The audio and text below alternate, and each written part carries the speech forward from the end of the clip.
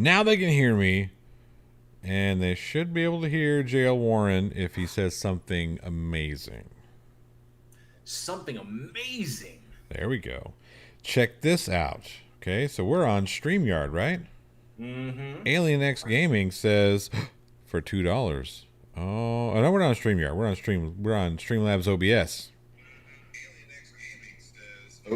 Oh, that's okay. Sorry. He says, fix your check on the elderly intro. Slightly smiling face. You're not looking at it, are you? No, I'm looking at the screen. You see I'm that? looking at it I'm looking at it on my phone. Oh, but you see that? Huh? Look at that. Oh, cool. You get the super chats. Yeah. And I can not just super chats, right? So Alien X Gaming donated too. That's pretty cool. So if I want to say, hey, I want Archangel says JL is a little low. I can click on that. Boom. I am a little low. You're a little low. Let me turn you up. Turn him up. Turn him up. All right. How's how about that? Is that better? Let us know if that sounds good. But there, yes, and I fixed it. It doesn't look great. I'm still working on the look of it, but you know, it's all right. So Archangel says it's better. But yeah, I got it to at least partially work. Like I said, I need to make it look pretty and all that. And that's all CSS customs and whatnot. So then eventually you're gonna have like that custom overlay where it's got like the frame around the deal. it'll be super cool. Okay. Oh, Alien X says he's got to go. Alien X, before you go, are you going to be doing your Quiplash and all that stuff tonight? I'm curious. I might pop in and then just have a little bit of fun. I'm trying to have some more fun with you guys. PhD Tony is in the house. Good to see you. Yeah. Old School. Good to see you. Cygnus. Mallory is here. Jinju, Script Cat, Archangel 3, John Eagle, NANA, Quiplash, and a few others. Awesome. Tina Jones, what's going down? Who else Hey, we Tina. have? Who else? Joe Whip is here. Sir Little Wolf, Archangel 3. I don't know if I said it right. Garrus. Boom. I wonder if Johnny's style explodes yet. I don't know. We'll see. Facty's here. Lots of amazing, awesome peoples. Yeah. Good to see you. Beaver Seed, Joe Whip. Yeah, buddy. Look at this. We have new Palmetto people. Fox. Yeah, new people. That's awesome. First live, says Palmetto Fox. Well, welcome. We're here to have some fun, here to have a couple conversations. Might get a little serious for a little bit, but ultimately we're here to have fun. Here's the thing. Fish Like a Girl is here. Fish Like a Girl. Girls fish really well, is all I'm going to say. They catch more fish than I do. I don't know. Go figure. We need to rename Johnny O to Johnny 5K. That's right. I don't know if anybody can see up at the top. Thank you very much. I hit it. Well, that's dangerous. Dangerous way to say that, isn't it? Very cool. 5K. And Commander Darklight is here. There he is. But wait. So now we got to take bets on who's going to be next, me or Tony, for the 5K. Yeah, because Irish has already done it twice on two different channels. Did he? I didn't think he got to 5,000 on his secondary channel. He hasn't yet? I didn't think so. Oh, well, he may not have, but Irish has done it. Yes, Irish has done it. Now you have followed behind. You have done it. So the question is next, of the Beardsmen, who is next, me or PhD Tony? Who will hit 5K? That's tough. I think as long as you put out more content, I think you'll hit it before PhD Tony. Only because of the amount of content that you put out. Now that you're putting out more regular content, I think that'll help. So yeah, I think that's what's going to happen. Robert Kaslow says, "What's up, my 5K Globetards?" Boom, there he is. I will say, I watched that MC Toon debate that he had PhD Tony on there against that flat earther. Why did? Oh my God!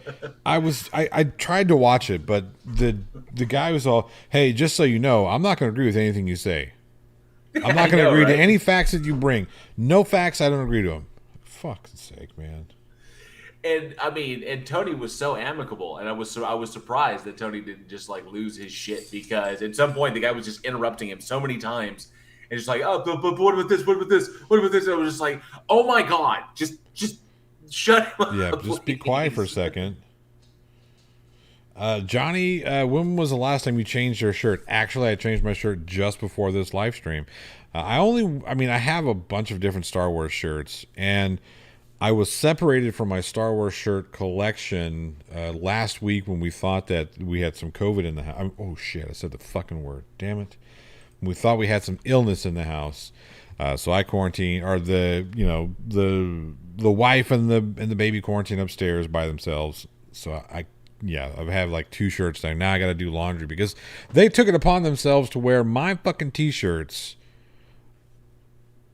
It's always a way. Fuck, And I didn't even get like the things that you get when your wife wears your t-shirt, right? Didn't happen because she was upstairs and I was downstairs. It's like, fucking hell, son of a bitch. Not the C word. Cunt is okay. That's funny. That's hilarious. Garrett says, "Get that filth off your body." What filth? This is a good shirt. It's clean. I promise, it's clean. Is that the Mandalorian shirt? Yeah, it's the Mandalorian. It's like the one with the comic book cover style. I think it looks really nice. Very cool. Yeah. You gotta move the beard for it, yeah. I did. Mate, I'm just here. Weekend Horror, yeah. Weekend Horror, baby. Once Upon a Tea and Norse Legion have great Star Wars shirts. I'm gonna have to check that out because I do need to get some more. That is the way. That's right. Palmetto Fox says that is the way. First they come for the hoodies. Exactly right. Except I don't have hoodies, so they just take my shirts. That's fine. But that's okay. Bridge the Divide shirts are now available as well, so you could actually pick up a Bridge the Divide shirt. I do need to get one, actually. Chris Durham Music Channel says cello. Good to see you. Good to see you. All right, so here's the thing. I put out a video today. You saw this video. I saw that you saw this video because I saw your comments. Yes, I did. Yeah. Well, the auditor. I mean, I get why we watch auditors. We watch for the cringe. We watch because they're like, nah. But the Karen really got my attention. I knew that was good. Okay, so this is. I kind of hinted at there was the Karen video I didn't want to do. I left it up to the audience because I knew that this was going to be a very sensitive subject and a very controversial subject. I didn't want to give my full opinion on everything. There's some things I did not put my opinion out simply because, like the whole BLM and Antifa and the Blue Lives thing, I was like, nope, I'm not going to put my opinion on that one out there because I don't want to alienate anybody. I don't want to irk the ire of the masses. But the other things you're saying, I'm going to turn into that shit because if you don't like me because I believe that I believe that everybody has the right to be who and what they want to be, then we can't get along, right? We can't get along. And that's fine. Yeah, that's cool. Bigotry has no place. Bigotry has no place on this channel, period. NANA for $6.66 says Star Trek is still superior. Hail Satan. Yeah. I like Star Trek too. I'm not one of those like you have to like Star Wars over Star Trek or vice versa. I grew up on both. One is science fiction and the other is a space western. So there you go. Anyway, back to this Karen. Now, what got me about this Karen is that she's literally a stone's throw from my house. I know the high school that she's talking about. I used to work right next to this high school. I know exactly where she's talking about. I know the teacher she's talking about. I don't know him personally, or I don't know her personally, but I know of this teacher because I had a separate conversation at work about this very same person. Wow. Yeah. Yeah, that attitude when she was talking to her kid, and that's what she spreads to her kid. So we understand why her kid is confused because she has failed to explain it. She's failed to explain the other person's position. She's representing the other party, the non-binary student. She's representing their position dishonestly, and she's being a bigot. And then she turns around, but that's what got me. She turns around, and I had to quote her: "I don't discriminate. I love everyone equally and for who they are." Except, right. Except people who choose to not, choose to define their pronouns as something other than, what she considers to be typical. Right. And that was embarrassing. because she refuted herself in her, in the same little tirade that she was giving. And I was like, what the? So yeah, it totally explains it. She justifies it all because God. And this is the societal division that I'm talking that I talk about on my channel. Right. Like, this is what I'm looking at. Like, this is the point. It's not like it's some grand, huge thing, but it's the little things. You take this one opinion, you multiply it by the millions of people who hold that same position, that do that little bit, and all it takes is a whole bunch of little bits to damage the entire thing. Yes. And that's what I'm talking about. It's just those little digs. Fish Like a Girl says she still watches Archie Bunker, but she didn't get through all of the Archie series, because if she did, she would have saw that Archie actually softened his position, especially on things like racism. Mr. Davis Jr., would you like some cream in your eye? Jesus. But the way that Sammy reacted to it was just, he knew it was going to happen. Just Yeah. whole, like, really? Yeah. Let's see. Palmetto Fox says, I'm from the heart of the Bible Belt, and they love to use the Bible as a shield. And yeah, they do. And here's the thing that I dare hesitate to even say what I'm about to say, because again, it's controversial, and I don't want to be overly controversial. I mean, I get that controversy is good, sort of. It's good for the ratings and whatnot, but I don't want to be controversial just to be controversial. You know what I mean? I actually want to have, I wouldn't like to have, some meaningful content and put stuff out that I actually truly do believe in, right? I do believe that people have the right to express themselves the way they wish to express themselves.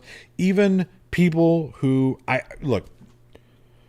whereas I said that bigotry doesn't have a place on this channel, I still think that you have a right to be a bigot, right? You have the right to be an idiot, to say what the stupid things that you want to say. I actually prefer it, because it makes it easier for me to identify who the asshole is. Agreed. As long as you're not doing anything that's causing people bodily harm or mental anguish, just because I say that you have the right to say those things doesn't mean that I say that you have the right to make other people listen to you. They're more than well within the rights to tell you go fuck yourself, and that they don't want to hear your bullshit and walk away from you. If you continue, then you're the asshole, and it's time to get boom, boom, you know what I mean? But why? I think somebody's. I'm not. I hope we're trolling here. This is, man, why are we different? I think it's unfair. I'm jumping off a bridge. I think it's satirical. Yeah, that is. Yeah. So I'm very, very curious. I mean, in regards to this kind of thinking and what it can lead to, and the example of parents spreading this crap to their children and doing these things. So I got out of Texas. What's your opinion on what's happening? Well, you say you got out of Texas, but not really. I mean, you're just in North Texas. Yeah, but there's nothing on the books up here in Oklahoma like what just went down in Texas. Oh my God. Yeah. My body, my right. Unless you're a woman, then you got to do what I say. Okay? That's all I'm going to say. 6 weeks. Really? We're going to limit it to 6 weeks?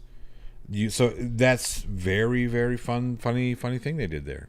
6 weeks. How many women know that they're pregnant within the first 6 weeks? I mean, I'm curious. I'm genuinely curious. I don't know what the statistics are, but most, as I understand it, has been told to me that most women don't know they're pregnant until well within the first trimester.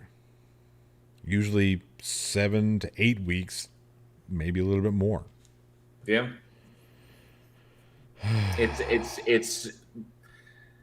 I mean, there's a reason why all of the Handmaid's Tale memes are going around. Like the Dallas Cowboys cheerleaders' new uniforms are all like blue and silver Handmaid's Tale outfits with little stars on the hats, and the Welcome to Texas sign coming into the state. The big Welcome to Texas sign. The Texas flag was removed, and it was a picture of her from the Handmaid's Tale. So. Yeah.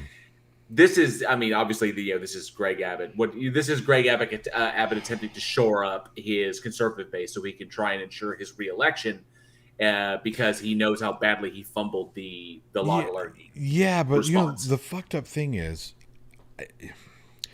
Greg Abbott could have cost half. Well, I won't say half, but he could have caused a lot more deaths than he did with the fumbling of the loggerlurgy, with the fumbling of the power grid situation, Oh yeah, all there's the that too. mistakes that he made, right? All the mistakes that he made. All he has to do is make And he did sure. it twice. Yeah. And it's going to happen again because we're going to have another winter. It's going to be really tough here in the States, or the state of Texas. It's going to be really tough. But as long as he doesn't have a legitimate Republican counter opponent, he's going to win. Texas is so gerrymandered. Yeah. So just, I mean, we've got. Well, I mean, given the challenge that Beto faced, or that Cruz faced when Beto was running, and that both, it's been so close, and then of course what went down with the 2016 election, or the 2020 election. I was 20. Yeah, So, the 2020 election. Well, The both. I 2020 mean, you could say either one of them, really. And Texas has pushed so far. Texas is purple, so It now should be. just Texas should be purple because if you look at the highest population, highest like areas of population, Dallas County, Tarrant County, San Antonio, Harris County. So you got cities like DF, you got Dallas, Fort Worth, Houston, El Paso, San Antonio. The largest concentration of people. Those cities are blue. I mean, it's not. It's not a contest. There's no contest there. So the majority of the people in the state of Texas vote blue. Yeah. But because of the way they have the district lines drawn, you got people that are in El Paso that are in the same district as people in Brownsville, I think it is, and you can't get any farther apart. You can't. I mean, there's a huge difference, and it may not be that extreme. I'd have to go back and double check myself on that, but they're extreme. They are extreme, and it's so far removed from what actual representation is. And I have a problem with gerrymandering, period. I don't care who's doing it, right? So I mean, yeah, it's societally and racially motivated. So right. Just you don't want particular social classes, watering down other particular social classes, or even racial, like the racial divide. You make sure that they want to make sure that like the blacks and the Hispanics and the low to medium incomes are kept over here, and then the people over here that have money, typically white, landowners, they want them over in this area. Right. And unfortunately, when things begin to, because of urban sprawl, then you got to change them up a little bit and really screw with them. It's completely, there's no equality motivation there whatsoever. Fish Like a Girl says fumbled the what response? So we call it the lagerlurgy or the stuff, the Rona, the Mexican beer disease, stuff like that, because YouTube does not like the C word. Palmetto Fox says, no, that's Garris. Where we go? Slow down. At the plot hole, have you seen the district map for Dan Crenshaw? Perfect example of gerrymandering. Yeah, it's crazy. Might as well. I mean, it looks like somebody was blind trying to draw a circle, and they just, they had like, what is that? Epilepsy? You know what I mean? Or Parkinson's? Yeah. You know what I mean? I carried that on a little too long. John Oliver did a really good episode of Last Week Tonight with about gerrymandering. Yes. And how in some places in this country it's so it's astonishing how they could even like look at this and justify what it is. It's beyond dumb. But I mean, the reason power is in power is because they found ways to keep themselves in power. That's how it's going to go down. Yeah, and I think that we could fix a lot of that where if we got rid of, if we actually put in real term limits for everybody, not just the president. Well, yeah, and it's money out of politics. It's got to be money out of politics. That's what's driving the whole thing, is that corporations don't want to pay taxes.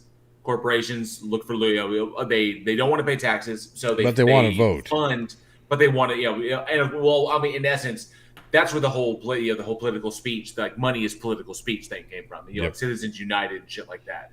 So that means that corporations can fund legislators with hundreds of millions of dollars in order to get them elected, and then as kind of like you scratch my back, I scratch yours.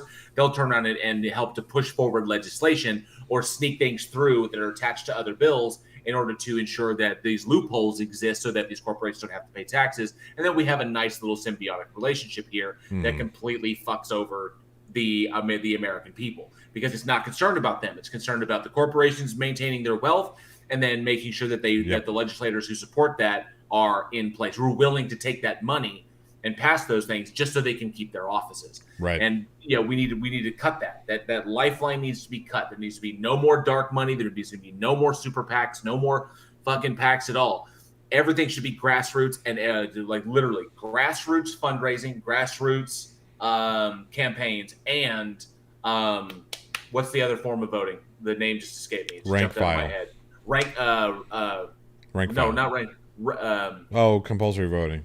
No. You were close. It's not rank file. It's what they do in Maine. Ranked choice. Maybe I got the words wrong. Yes, ranked choice voting. Ranked choice voting, where you rank them instead of our current only binary allowed system. to pick one. Yeah. Yes. So we rank them. So we say, okay, well, if it's going to be, I prefer this one. So there are 5 candidates. I rank them 1, 2, 3, 4, 5. Right. And then depending upon that, we get a much more even playing field, and we eliminate this whole, well, I'm voting for this person just because I don't want this person. Right. And then really everybody quick. gets represented more equally. Right. No, yeah, that's a really good one there. Raven0 for $2 says, the plot hole, the place where holes have plot. Thank you very much. I appreciate it. Mitch Goldstein says, term limits are not the answer. No, I don't think they are it's not the catch-all. I think it's part of the answer. I think it's part of the limiting how long, like, career politicians shouldn't be a thing, right? I don't have a problem with paying politicians to do a job.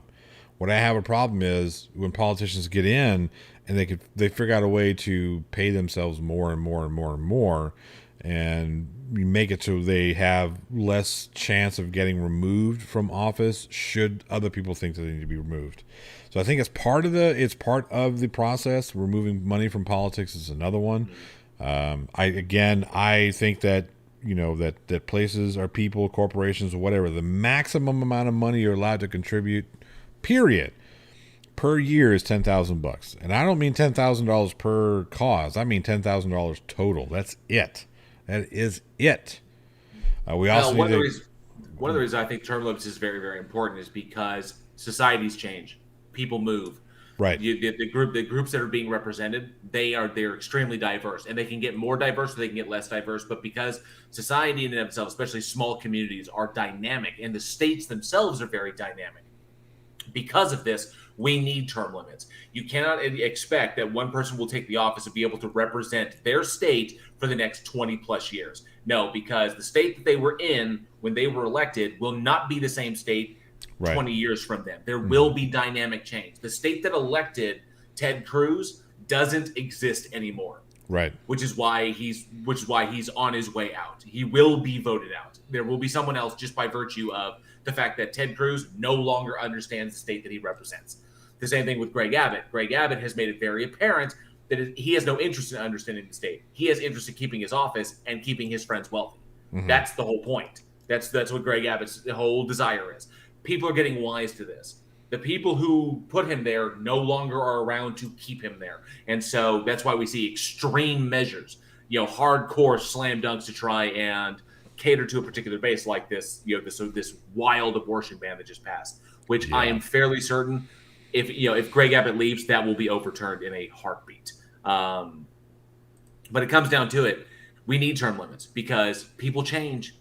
Information comes along. Yeah, it has to be part of the solution. It's not the solution. Yeah. Absolutely not. If we just enact term limits, everything's going to get better. Of course not.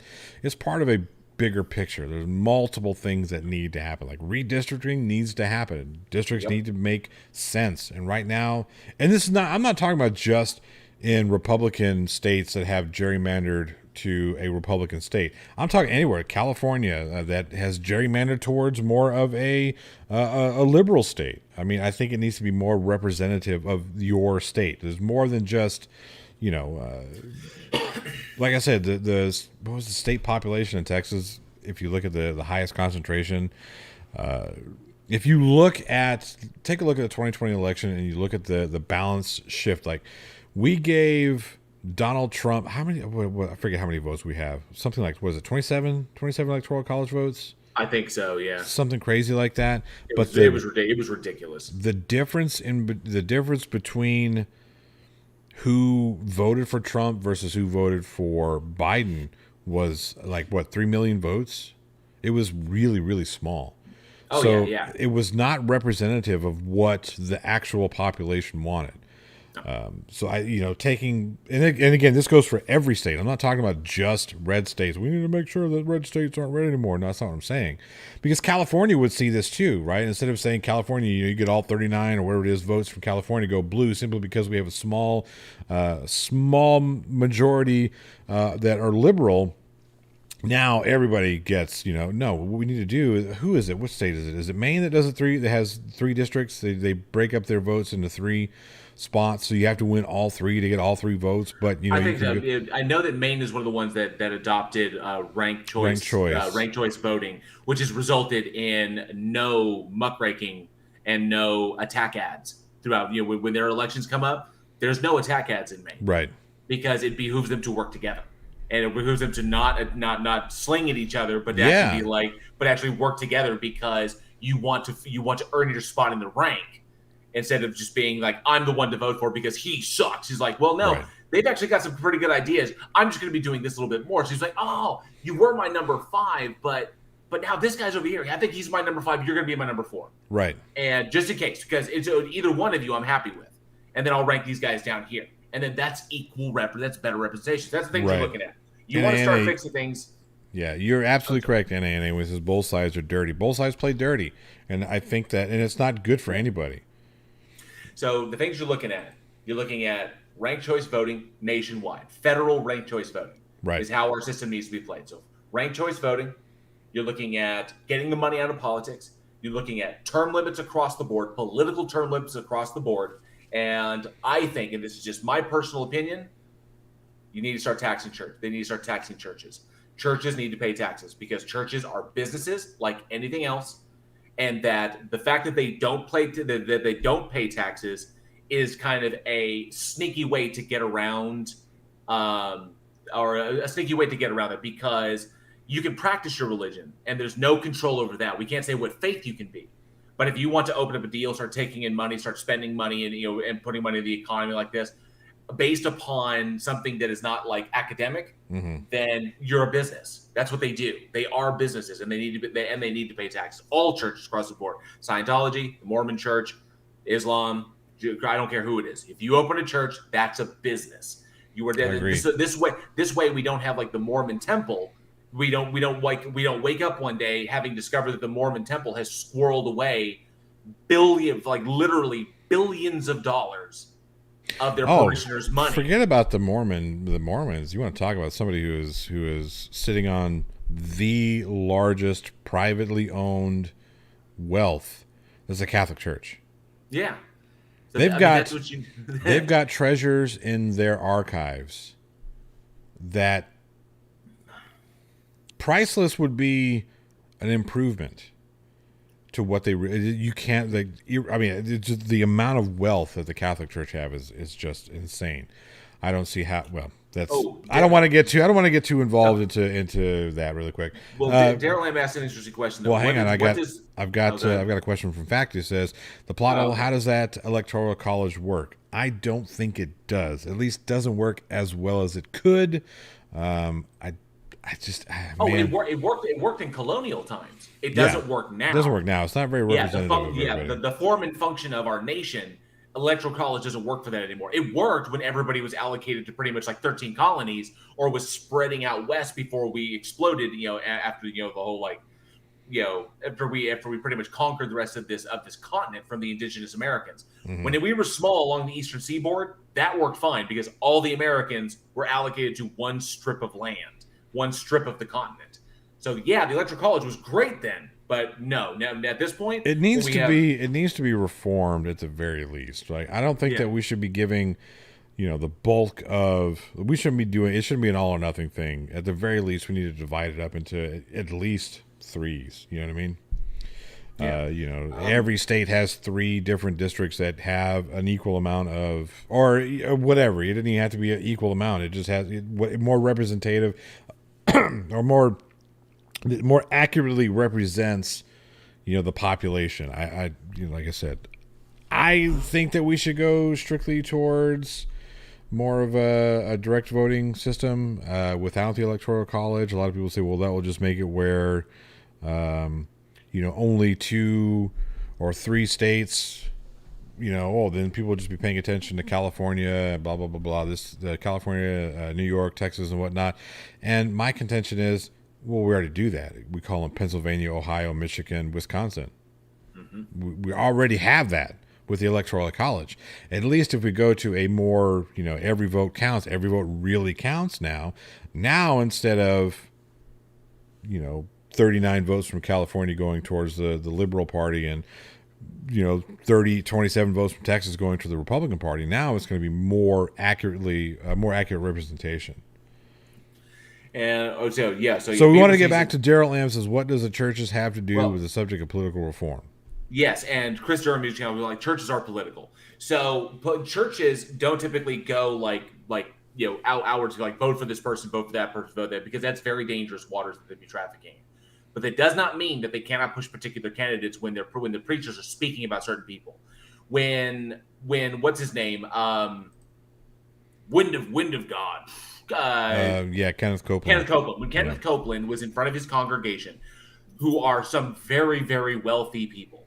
Okay, there are very wealthy people in his congregation. When Kenneth Copeland is up there and he is trashing Joe Biden and he is talking up Trump, this was before the election. Mm-hmm. When he was doing this to his congregation, these are very powerful people that he is speaking to. These are people who wield money.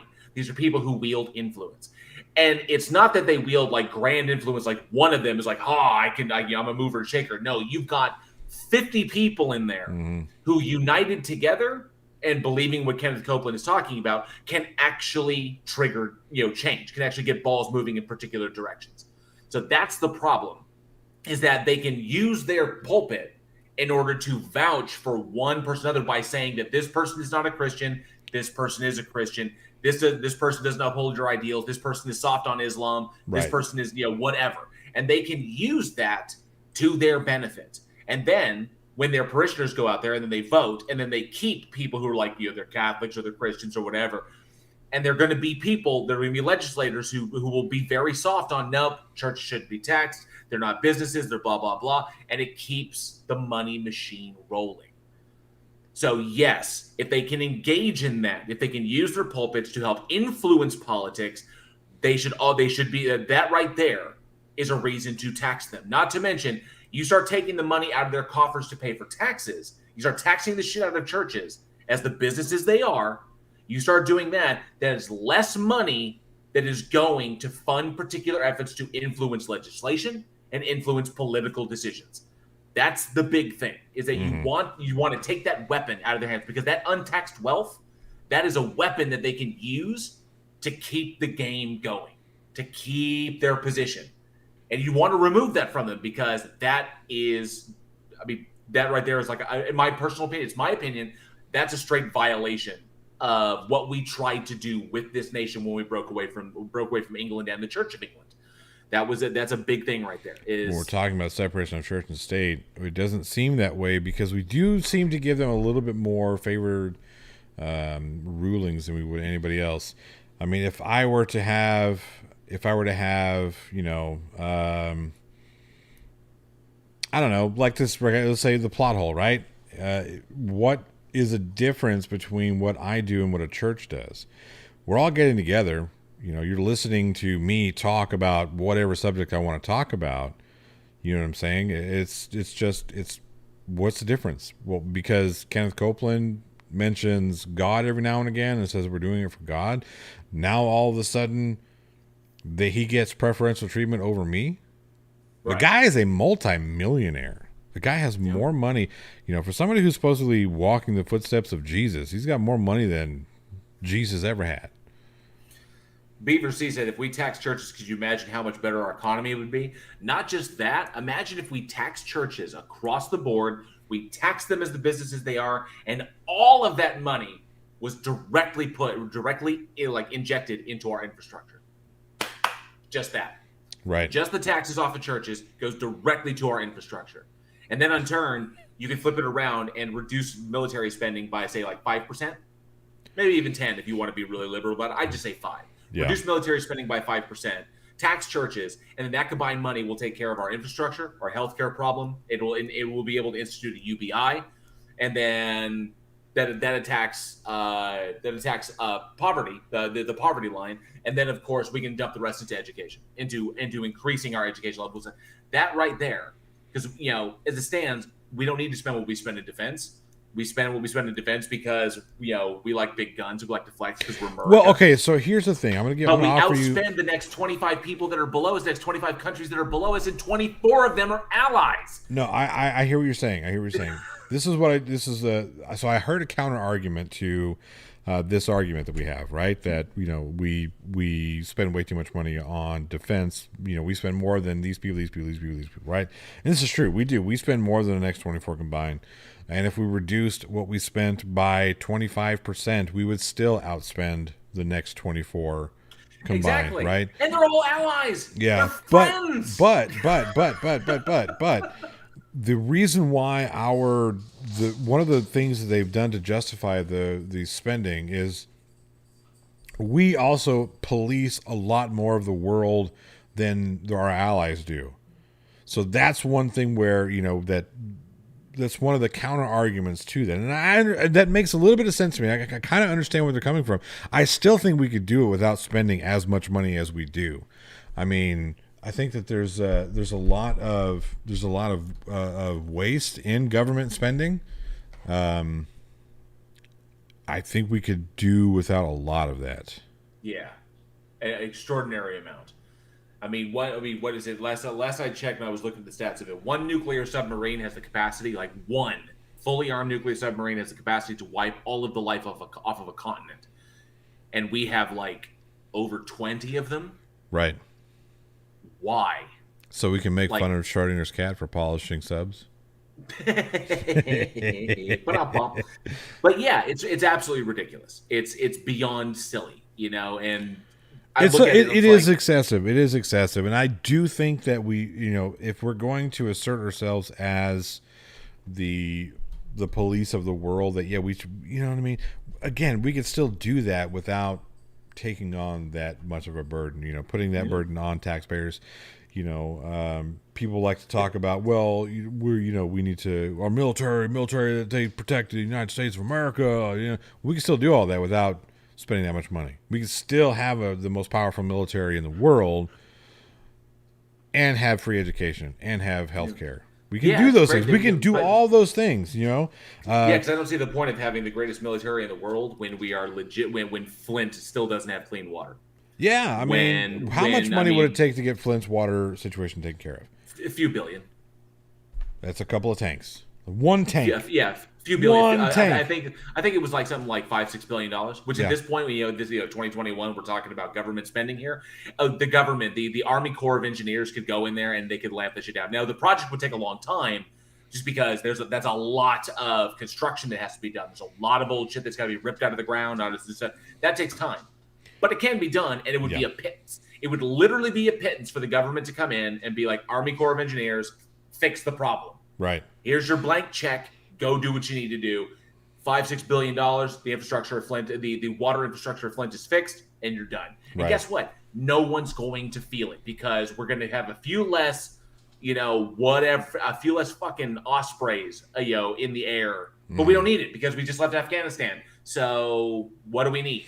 And that's another thing that kind of counters the point where people talk about we police the world, so we need to spend a little bit more. But we spend money on things we don't need to spend on because we have the technology like the Osprey. And PhD Tony brings a really good point. It says there should be more spending on personnel, less spending on shiny toys, which I tend to agree with to a certain extent. Did we really need a $35 billion F-35 airplane? Do we really need that? No. But I will say the gun... It's cool as shit. I will say that the gun that allows our soldiers to shoot, because one of the biggest problems with insurgent warfare was there was a lot of cover There's a lot of cover areas, and so you were shooting at people that were consistently behind cover. Then a gun was invented. DARPA came up with a gun that allowed you could fire the round and it would go, and you could actually determine by the distance with laser guiding when the round would explode, like when it would go off. So you could fire above the cover, and instead of like missing the cover entirely, instead of like missing because I'm shooting above it, you could actually time it so that the round would go off above where the person was hiding. Right. And I think that thing saved a lot of lives. That's the thing. It's getting into the whole smart spending thing, right? There's a reason why there are a lot of podunk police forces that have tanks, because we overspent on as a military. So we were just like, well, what do we do with this stuff? We can't. We just give it away. You know what I mean? And granted, when I say tank, most people get this image of M1 Abrams with this giant no, I mean it's not an M1 Abrams tank, but they do have like C's tanks and stuff like that. It's a little bit different, but still it all came from military. Our police forces have become more militarized because of the overspending that we've had on our military. We were like, what do we do with all this extra stuff? Well, where I live in a tiny podunk town. You should see the police right here. Damn. It's legit like a small military force. These guys are decked. They are decked out in some pretty nice looking shit that you wouldn't expect for country cops. Right. I showed you. I showed the video. I showed the short on my channel. That country land I showed you, that's pretty much the vast majority of where I live. There's a little area right there that's kind of the downtown area where everything is. I think it has a Sonic and a QT. Got to protect that Sonic and that QT, okay? That's about it. But yeah, you wouldn't think that it would be something that was just like, oh my God, it's like you watch the cops roll around here. It is no joke. See, when we grew up, and this is not that long ago. When you grew up, it was like, yeah.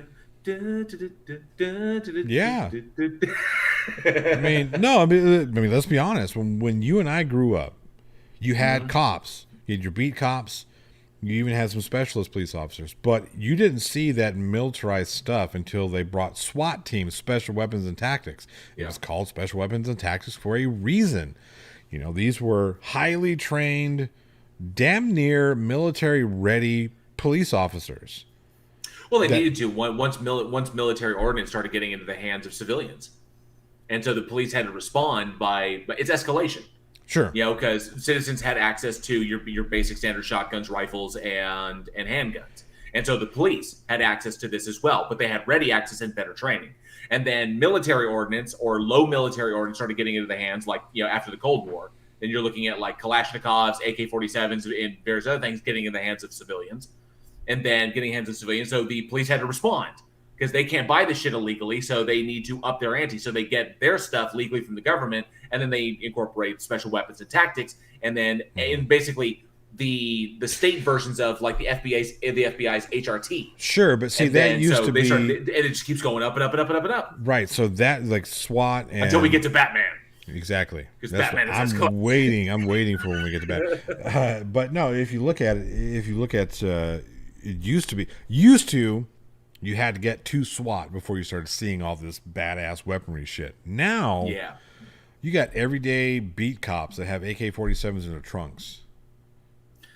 You got Country Bumpkin just came up off the farm in Texas, rolling down to the QT with his AR-15 on it.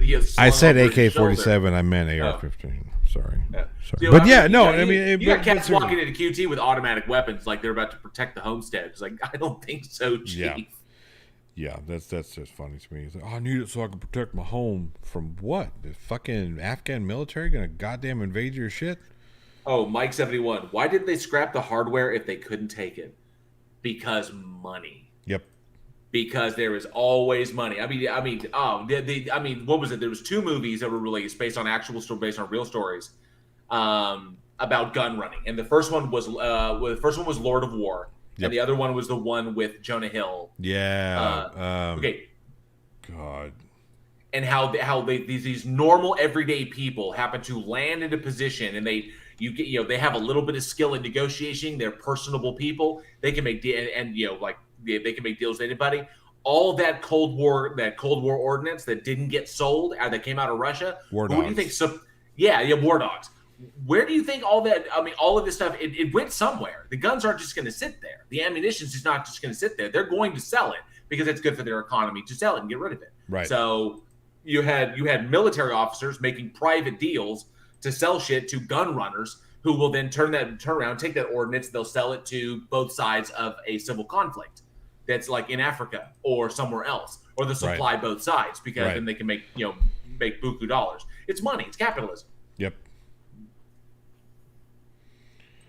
Archangel 3 says the helicopters left in Afghanistan are not operational and the Taliban is pissed. Well, that's funny. If that's true, that's fucking hilarious. And I did hear that all the stuff that we left, nobody knows how to use them. So they've got like heavy duty ordnance that they're looking at it like, obviously there's no manuals. Right. And all the But you got the internet nowadays. But all the stuff in them are in English and they're all English abbreviated. So it's like, you have no idea what this button does. And it's got like a smattering of letters. And of course, our military does, but no. So they basically left them a whole bunch of tech that they have no idea what to do with. Right. They'll figure out eventually. Eventually, but by the time they do, whatever. So Sir Little says, with the SWAT, I can understand, especially after the Hollywood bank heist. No, I don't have a problem. That's my thing. I don't have a problem with SWAT team being the special weapons and tactics unit that they're supposed to be. I don't have a problem with that. My issue is that instead of that escalation, now everyday beat cops will have your AR-15s, will have, the special weapons that SWAT's supposed to have. That's the thing. It's like, we've got people that are involved in traffic violations, and we got to bring in our ARs.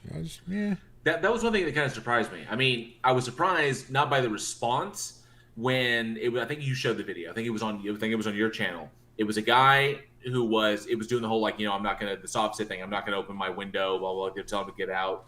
Right. They want to bust the window, taking the guy out, and then the other officer. There was one officer trying to get the guy out, and then a second officer was covering the driver. Right. And the reason for that was because the other officer's in a vulnerable position. Sure. The driver could attack him. So he's got to cover the driver to make sure that his partner is okay. But he busted out like a mad. I mean, that was an automatic weapon. I mean, that was like he could have lit that. Well, I don't know if it was an automatic weapon. There's no way to tell. The potential for it to be an automatic weapon is there. I don't wonder when I'm staring down the barrel of it. So. Right. No, I get it. Oh, there's my. But I get it. It wasn't just like he had his gun out. It wasn't like his handgun out. He legit. So I asked that question, right? I asked that question in the video, and a couple of people brought it to my attention that the long rifle round is more accurate through a curved windshield. These are things that I'm not 100% versed on. Not maybe. I mean, sometimes I do speak out of ignorance, and I probably should curb that a little bit. But he had her like 6 feet away. I don't think it matters at that range. With the curved glass and the way that a round could ricochet, especially if we're talking, it depends on what his service pistol is. That all depends. So I'm not. Go ahead. No, I like what AJ Heap said. How about not send the guys with the guns the default response to every emergency where something isn't on fire? Yeah, so part of the issue that I have with the police isn't necessarily the police. I think we ask them to do too much. I know we ask them to do too much. We put too much responsibility. Way too much responsibility. Yeah, there's a lot of times that we send cops out that we don't need to be sending cops out. We need to be sending, mental health professionals out. Maybe along with these police officers to kind of give them a little bit of protection and whatnot. Absolutely. Especially if they're going into a more hostile situation. But if we have like domestic disturbance where it's a couple arguing, or for instance, what was it? That one that happened in I think it was in Florida, where there was an autistic kid who left the hospital or the home that he was at, and he was playing with a fire truck in the middle of the street, and one of the hospital workers was out there trying to convince him to come back in. Didn't want to be. That, yeah. You remember that shit, right? Yeah. And arms out, laying down on the ground, and he still gets shot. And not only does he get shot, but the officer who shot him said, "Hey, I wasn't shooting at him. I was shooting at the other one. He was shooting at the fucking autistic kid playing with the fire truck." That just blows my mind. It boggles my mind. Yeah. Right? Yeah, when the frauditors invade a post office. Here's the thing.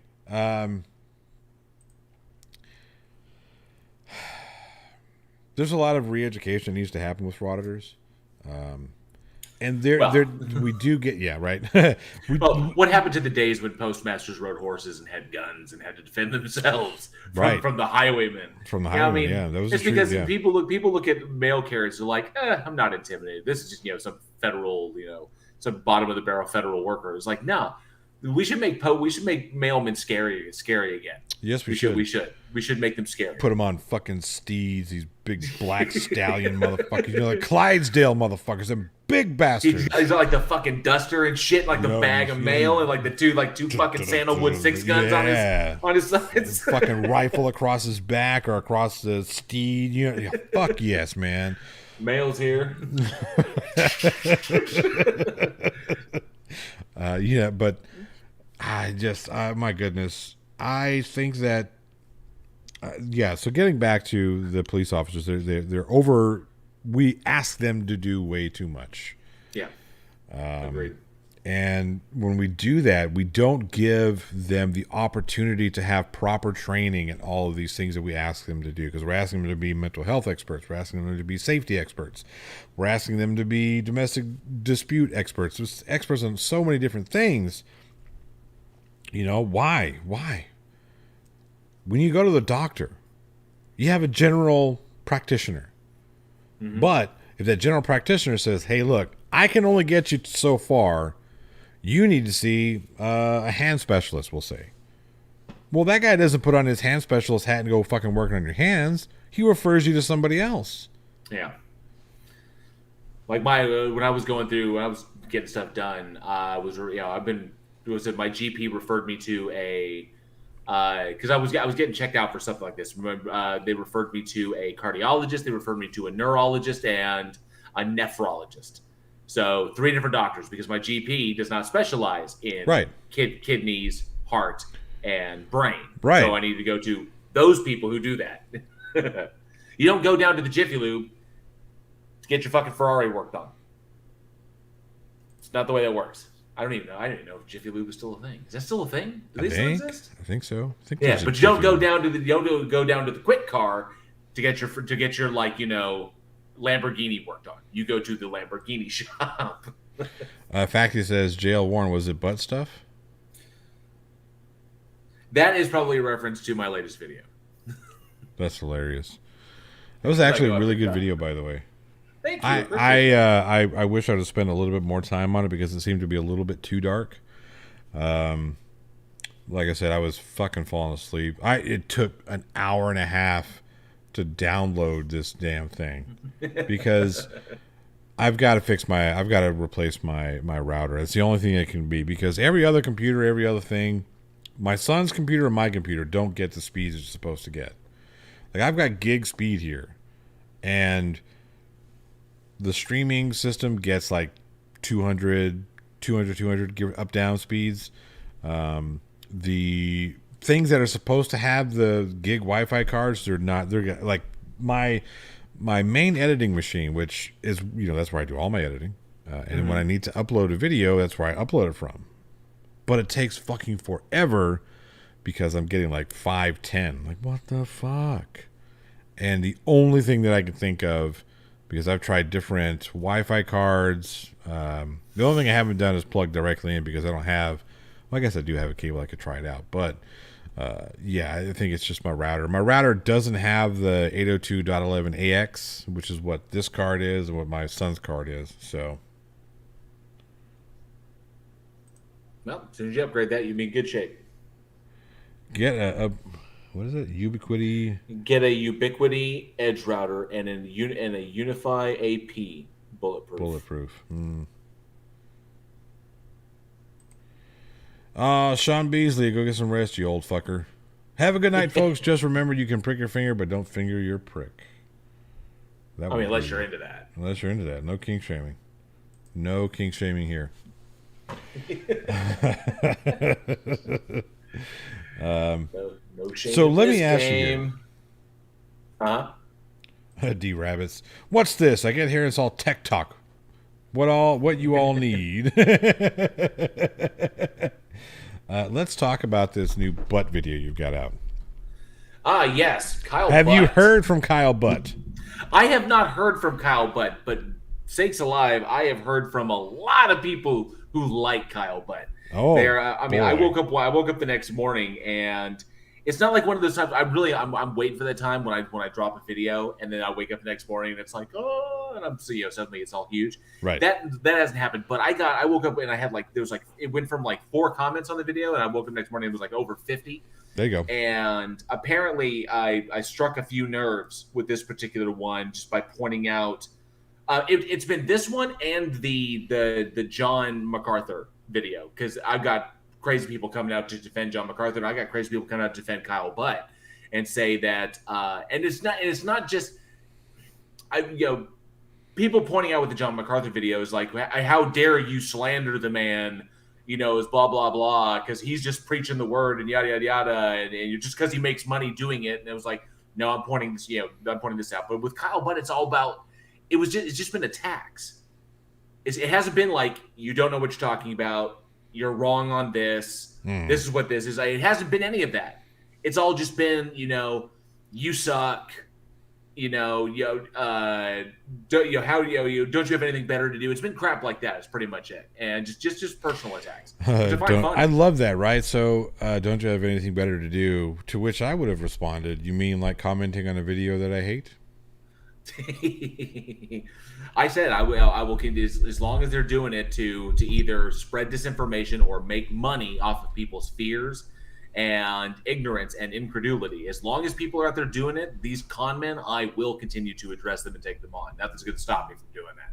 Right. So, and the Kyle Butt one, John MacArthur's one thing. John MacArthur's just a rich hypocrite. That's all he is. Okay, he's just I'm sorry, I have to stop you because Sean Beasley, instead of putting it in the side chat, he sends me a text that says, "Stop calling me old, you fucker." That's funny.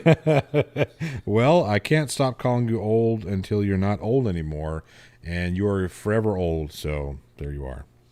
Alexander the Wise. He's a butt. His followers are butts. They're all butts, and their butt hurt.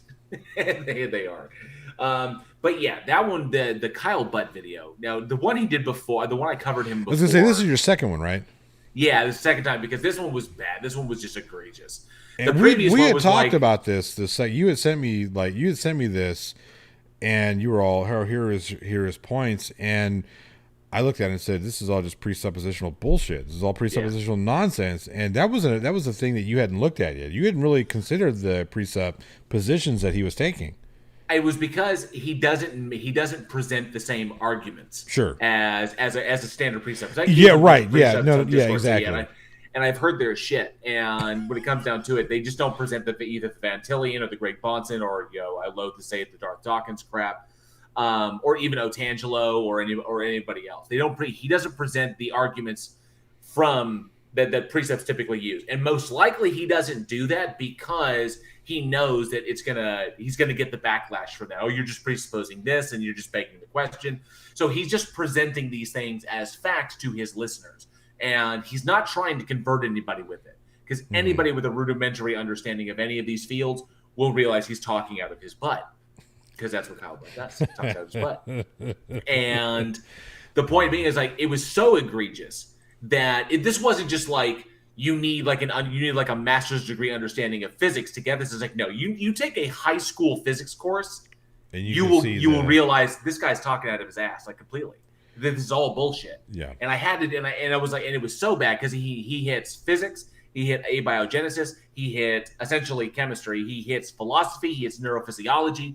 He hit so many things in one video with his 6 little proofs for God. I was like, I've got to shit all over this thing because it's not even shitting on it. It's just pointing out the inconsistencies, the logical inconsistencies, the factual inconsistencies. It's not like you were just saying, hey, no, you're a duty head like I do. You actually went through and said, no, this is where the argumentation is incorrect. This fact that you're putting out there isn't the fact that you think it is. It's not a fact at all. So, in essence, it comes down to it's God of the gaps. It's like there's a gap in our knowledge. We don't know, so therefore God. Or Right. it's an argument from incredulity. I can't think of another way it could possibly be, so therefore God. Or argument from ignorance. I don't know of any way. I've only been taught that it was God, and I don't know any other way, so therefore it's God. Right. And No, that's the Alexander the Wise, he does not have a degree from a degree mill. He actually does have a legitimate, if you can call it that. He's got a master's in of Hang on Bible a sec. study or some shit. I can actually say this. Okay, because I always want to I try to make sure that people know exactly the point of it. So I, Kyle, I love this name, by the way. Two bitches in a box truck says, "Hey, all." that's awesome. So Kyle Butt is a graduate of Freed Hardman. Freed Hardman is a private university in Tennessee. Yeah. That is basically backed by the Churches of Christ. Right. It is an accredited university, though, so it is important to make that distinction. It's not like, well, we're just making a Bible school, and we're going to call it good. No, it actually does have accreditation. So yes, it's the South. Who is it? South Swabib or some shit like that. I think so. Yeah. So where he earned a bachelor's of arts with a double major in Bible and communication, a master's of arts in New Testament studies, and a master's of divinity with a concentration in apologetics.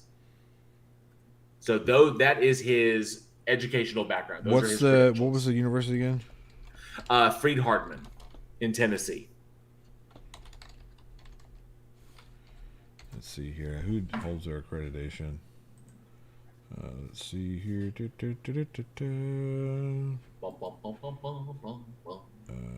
see here. Usually they'll tell me pretty quick, but I forget where they hold it. They may not put it up there. Probably is Saks, if I had to guess, because of where it's at. Probably. Let's see.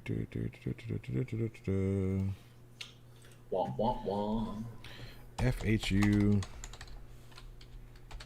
Probably is Saks. Yep, Saks. Southern Association of Colleges and Schools. So, yep. It is Saks. But yeah, so I mean, they really do have an accreditation. So it's not like the Patriot University where it's just, oh, hey, you got a crayon? Okay, let's get you a degree. I'm gonna misspell the word degree too because I'm stupid. That was brilliant. Yep. that was just brilliant. Well so done. He actually has more. He has more credibility than Kent Hovind, but that's not really saying. Yeah. Much. Okay. I'll give him that. He's got more credibility than Kent Hovind, but I mean, come on. Bible and communication. It's like double major. So yeah, he majored it's not in the Bible. School. It's not the school. It's the. It's the courses he took. It's like that'd be like I double majored in bowling. I double majored in comic books. It's like really, although your major was Bible. You talk about me. Come on, the hermeneutics alone is like, give me a break. It's what the shit. There is a legitimate study. I forget where it is that looks into. I don't know if it's not like a degree program in graphic novels, but there's a course study that I forget where it was at, where I read about it. This is way back whenever I was looking at my options to go with. Whatchamacallit, master's programs and PhDs. But yeah, I figured I can't. Charlie Welch. I can't afford it. I majored in underwater basket weaving with a minor in sea glass collecting. Well, Grendel's Rage. I like that one. I have a master's in naps and rolling joints. Look, somebody's got to do it. Okay. Fuck yeah. The older I get, the more I'm studying naps. Need a case study. Yeah. But yeah, one of these days maybe I'll go back and get my PhD so I can be a real person like Tony. Tony, you still in there? PhD Tony, you still in the chat? I know you were feeling a little dizzy earlier, so I want to make sure you're doing okay. Commander Darklight, that is hilarious. Because I too, yeah, I too. It says that Grendel's Rage, I don't usually roll a joint, but when I do, it's usually my ankle.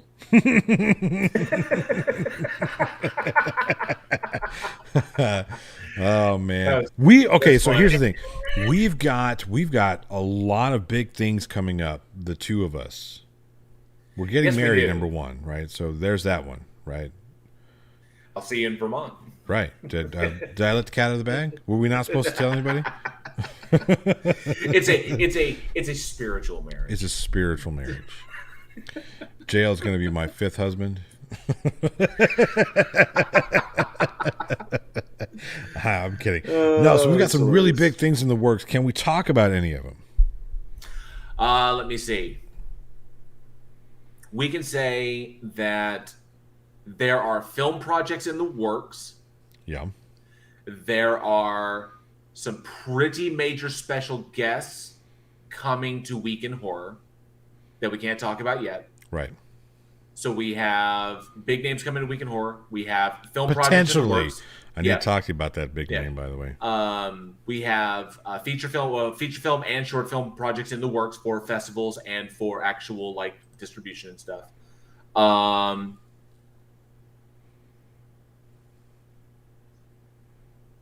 Yeah, I don't know what else without either spoiling or talking about stuff we can't talk about yet. Well, we could talk about Texas Frightmare Weekend, right? We can talk about TFW Weekend. We'll be there. JL and I will actually meet up there on Friday, this coming Friday, in 7 days. 7 days. JL and I will be there. Tony Todd's going to be there. Tony Todd will be there. Yeah. Danny Trejo will be there. Malcolm McDowell will be there. There's I think Alex is really excited. Corey from Slipknot will be there. There's a whole host of people. Now, unfortunately, I think there was a new list of people who had to cancel. What? I think there was, but not any of the ones that I'm going to see. There's some particular individuals that I want to go see, that I want to get their autographs and meet them and thank them for all the work that they do. Right. Danny Trejo being one of them. My wife actually met him, so now it's my turn to meet him. So, yes, Script Cat, the Malcolm McDowell. Yes. The Malcolm McDowell, yes. As a matter of fact, on Thursday night, the Thursday night before, because it's Friday, Saturday, Sunday, but the Thursday night before, they are hosting a 4K reconstruction of the Clockwork Orange being hosted by Texas Frightmare Weekend and Malcolm McDowell. Wow. So McDowell will be there to watch the 4K reconstruction, the debut of the 4K reconstruction of Clockwork Orange, which I think is pretty cool. The tickets to that were pretty high, so I was like, I've seen the movie, I own it. I'm kind of like, I've seen it so many times. It's like I love Malcolm McDowell, but I did a case, not a case study, but I did a like an in-depth look at the Clockwork Orange. It's one of my favorite novels. Chris Durham Music Channel. Malcolm McDowell, Planet of the Apes is Roddy McDowell.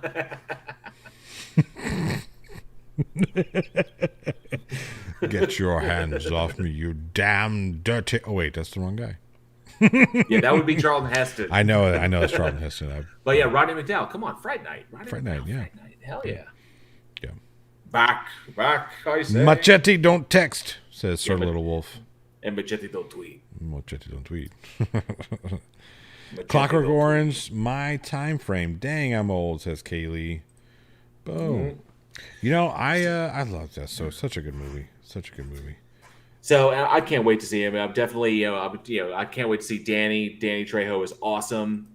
If there's a new movie that actually was really hilarious that came out called Madness in the Method. It was Jason Mewes' directorial debut. Oh right, yeah. And Danny Trejo is in it, and he plays. You would not expect the kind of character he plays in this, but it's absolutely hilarious. It's also one of the last film appearances of Stan Lee, because Stan Lee is in it very briefly. But for his directorial debut and the fact that he's the lead in it, he directed it, he wrote it, and he's starring in it. I have to admit, not bad for a first time out. Yeah, I was impressed, and not to mention, there's a big scene in the film where Jay and Kevin actually get into an argument about how like Kevin's kind of carried Jay all this time. And it's stunning that they would put it on film. It's pretty impressive. Yeah. But Danny's going to be there. I loved him in that. Tony's going to be there. I can't wait to tell him, because of all the work that Tony Todd has done. Final Destination, Candyman, his appearance in Scream, the season 3 of Scream of the Scream TV series, when he plays a veteran with a hook for a hand and he gets to fight Ghostface. That was pretty badass. That's pretty funny, yeah. That was pretty good. But I loved him he was Kern in the Next Generation, and all kinds of stuff. But he was in Next Generation as Kern. He was also he also played Jake Sisko in DS9. The old Jake Sisko, exactly, which was a beautiful episode. That was a great episode. It was his turn. It was his turn on the X-Files that I thought was absolutely the soldier who couldn't sleep anymore, and he was a soldier, a part of that experiment, where they had their sleep taken away. He was brilliant in that. It's such a small role, but he was absolutely brilliant in that. And so I love what Tony Todd can do. I can't wait to meet him. D Rabbits, I'm called the plot hole. So let me get you. Hang on one sec. Go ahead as I figure this out. Oh, Official Hero says Cisco Kid was a friend of mine. So that would be Sirach Lofton. That's very cool. Holy crap! Have you seen him lately? Sirach Lofton? Yeah. I haven't. Is he? Golly, he's a beast. Did he get swole? He is a man. Sirach Lofton, American actor. Let me see. Well, okay, he went bald, just like his dad. Yeah, just like his TV dad. Wow, it really hasn't changed. But I mean, he's gotten older, but he's got the Avery Brooks thing going on with the bald head and the goatee. Yeah, which is it was just interesting because Avery Brooks looks like he could be his dad. Yeah, it really does. It is wild how much they look alike. Skits Crasher for 2 says, hello, Johnny O and JL2. Thank you very much. I appreciate it. Absolutely appreciate it. You guys sending super chats are amazing. All that money goes directly back into the show. By the way, I think this next. It's either this next payout or the payout after. I'm taking all that money. I'm putting it into some more lights. I've got a light that I'm actually looking at right now. It's on sale. So if anybody wants to, I'm just kidding, guys. I'm just teasing. But yeah, it's just one of the works. That's actually what I'm planning on doing. Is that the super chats I'm getting are going towards the lighting situation in my office in order to improve that, and to set it up so that my screen is not directly reflecting into my glasses, so I can eliminate that issue, because I realized that was a big issue in my latest video, just so that my setup can be a little bit more light sensitive and I can do some cool stuff with the stuff in the background. That's where my super chats are going on my channel, and of course all the cool the memberships, because memberships are up on my channel as well. So yeah, I'm going to be dumping all that into what I've got going on, and hopefully improving it, because I think I'm almost there. I'm getting your setup is looking really good. I like I said, what you got going on with the walls is really cool. Putting up some not real egg crate, but egg crate, some soundproofing, some acoustics behind where you're sitting to help kill that echo a little bit. Did not this right here. Yeah. It's this wall right here that the sound is bouncing off of. So I plan on upblading this entire wall here. Well, you don't have to do the whole thing. Don't do the whole thing. Well, no. Just this strip right here, because this is all empty wall. Right. This is where the echo is coming from. So all I need to do is put the padding there, and that way, because I project up, and that way it'll hit that and it'll absorb that sound and not bounce back at me. Right. So experiment with a checkered pattern of, you get the 1x1s or the 2x2s, and then do my mom is a saint. I'm sorry. But I will. No. I intend to play. Yeah. Do the checkered pattern on that, and then give that a play. See how it goes, and if you need to add a little bit more, you can go from there. But if you do that, if you have one vertical, you do the other one next to it. You do a horizontal. Right. AJ says shag pile carpet on every wall. You can do that too. Or I don't know if you saw that idiot who's suing Schrodinger's cat. Saw his studio. Yo, man, I'm in my recording studio. Yo, dog. Yo, I'm in my recording studio. Dog. There's a fucking shed in his backyard with a bunch of fucking Holiday Inn blankets hung up on the goddamn walls. It's like, what the fuck? Yo, dog. Wow, holy shit. Let me show you this. I gotta hang on a second. This comes from one of our let's see, that'll work.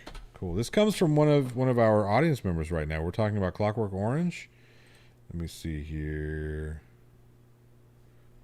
Let me see. Hang on a second. This is really cool. It's really awesome. You're gonna dig the shit out of this, JL.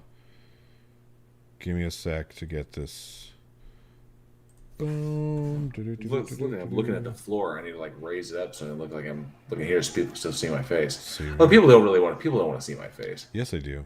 I didn't think people wanted to see my face until like everybody's like, "Hey, how come we can't see your face?" I was like, "Oh, well, because people don't realize that I'm not a very attractive person." Skits Crasher, thank you very much. Give me just a second. I'm gonna read that out.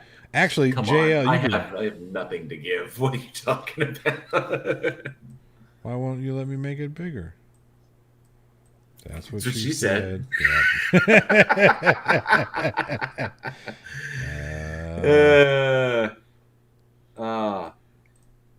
JL, there's a comedian I want you to. What the hell was that? You know what? It's fucking. Oh, there we go. I don't know why it's being weird. Okay, there's that. All right, here we go. Boom. You're gonna have to check this out on the stream or on the whatchamacallit. But this is a painting. D Rabbits, I hope you're cool with me putting that out there and saying your name. Very cool. Look at that. That's badass. That's fucking amazing. That's seriously awesome. Skits Crasher for $2 says lights are good. They are. Thank you very much. That deserves Malcolm McDowell's autograph on it. It does. You should overnight that to me, and I will get Malcolm McDowell to sign the back of it at least, because I don't want to ruin the front of it.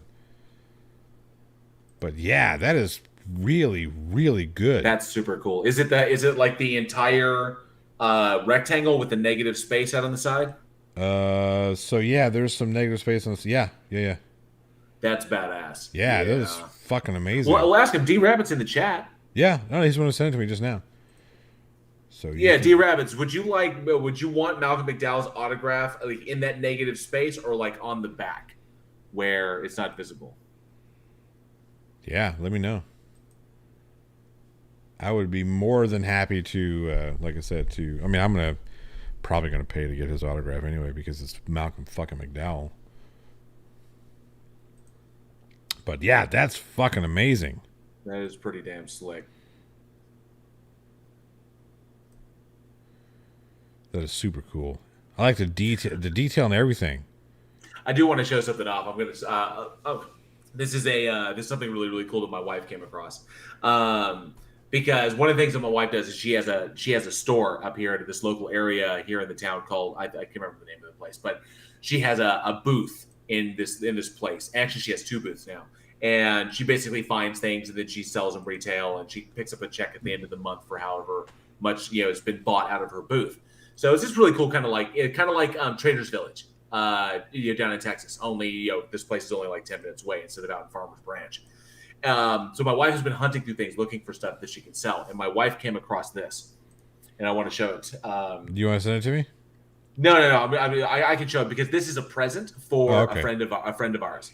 So it's not like it's going to be a big surprise. But my wife came across this, in her hunt for things to sell, and this is a present for one of my friends. He is a tremendous Star Trek fan, but my wife came across this. Oh wow, that is pretty cool. Yes, Garrus, that was a painting of Malcolm McDowell in A Clockwork Orange as he was being, brainwashed, tortured. Yeah, that too. But yeah, this is I guess number 62 out of 500 limited edition. Apparently, Paramount did like a series of these, and that's Nimoy's autograph on the picture. And then of course it is D Rabbits in there with the deal. So sorry, JL.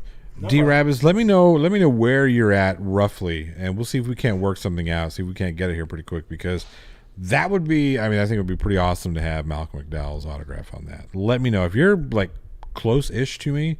We'll figure it out. Yeah, Chris Durham, he was listening to Beethoven's Ninth in that picture. And he didn't want to because he liked Beethoven's Ninth. No, not Ludwig van. Yeah. Skits Crasher says, I have a VHS signed by Scotty. Very cool. That is really cool. And yeah, we think our friend will really, really dig that because who wouldn't? Was neat. And if you're a Star Trek fan, yeah, right? If you're a Star Trek fan, that's awesome. He went to Fan Expo and got Patrick Stewart's autograph when Patrick Stewart was in town. and the image that he got on this was so weird. I was in California and wound up at like years ago, like decades ago, and I wound up at some sale, and I wound up walking away with these 2 folders of images of like they were portraits of all of the members of Star Trek from the original series and TNG, every single one of them. So like the full cast in like one envelope in each envelope, and I was like, what the shit? These are all here. I could technically still get William Shatner's autograph on one of them, but it was really nice. It's like this nice little chalk. No, it was like charcoal. These charcoal portraits of each one, and they look phenomenal. I was like, this is badass. So I was like, so I gave one I gave the Patrick Stewart to John so he could go and get it autographed by Patrick Stewart, which he did, which is pretty badass. And now he'll have Leonard Nimoy's. And I gave them to him so he could probably get the other autographs. But, he's a huge Star Trek nut. So I think he'll really dig that because he loved Leonard Nimoy. He has all of his books and his book of photography and all kinds of stuff. So he'll dig it. That is. But there's little things you find when you're at garage sales. That really. Yeah. Jerry Burnell says, "What's this? Is this pre-recorded?" It is pre-recorded, and we knew that was. No, I'm kidding. We're not pre-recorded. This is live. Live, I say. Fish Like a Girl says, "Were you done talking about Karen?" Yeah, I don't want to talk about it too much anymore, simply because I thought everybody. I mean, unless we have more we want to say about Karen, that's fine with me. We can always go. We can always revisit. We can always revisit Karen. I'm okay with that. But D Rabbit says he's in Montreal, Canada. That would be stupid expensive to get that 3-foot painting here in time. That would be pretty. That'd be pretty expensive. Yeah, to get down there. Ridiculous expensive. Dang it! That would have been really awesome to get that for you, though. Well, I don't know. I might just like. No, that would be. That's not. It's not as cool. Hey, here's a picture of a picture. Can you sign this? Yeah. But yeah, Malcolm McDowell's cool. I can't wait to get his autograph. Danny Trejo, Tony Todd, Tom Savini, really, because he's one of my all-time favorite effects artists. There's a bunch of, and of course, there's a bunch of people I want to see. But I think D Wallace is still going to be there. Danny Pintaro, both of them from Cujo. I think that'll be really, really cool. Not to mention, they're going to screen Nail Gun. Yeah. At the place at Texas Frightmare, which I think is probably going to be on Saturday. They're going to screen Nail Gun there, which means which going to be cool. I think there's going to be a Q&A, which is badass, and then I get to show Week in Horror, tell everybody about it. We got the ad running in the program, so I'm super duper excited about it. It's going to be a lot of fun. It's going to be a lot of fun. Yeah, it's going to be a blast. And the George said, "My 2 favorite beards in one show. How you doing, guys? We're doing very well. Thank you for coming by, stopping by, hanging out with us. Lots of fun." I'm looking forward to Texas Frightmare weekend. Of course, we'll be masked up. I wish I had a Week in Horror mask, but wouldn't be here in time. There's a follower of Week in Horror who's going to be out there who is he just completed his cosplay as the Prowler from I forgot to. As soon as you said the Prowler, I was like, oh wait, that's what happens when you get old. Oh no, it's from the Prowler. The Prowler. The Prowler from the Prowler, 1981. It's, yeah. I'm the army had the army helmet and the mask. How did I wish I? But it's almost like a military style outfit. But then of course which is a pretty good little horror film. But he's got he's got a fake pitchfork that he's got, so it looks brilliant. So I think he's gonna go over well. That is pretty. I myself not in a position where I can actually cosplay as him. I wish with this beard, I wish I could cosplay as Beta from Walking Dead, but you're not tall enough. I can't be short Beta. You got to be stilts. You got to be on stilts. Yeah. You could be Alpha. I could be Beta.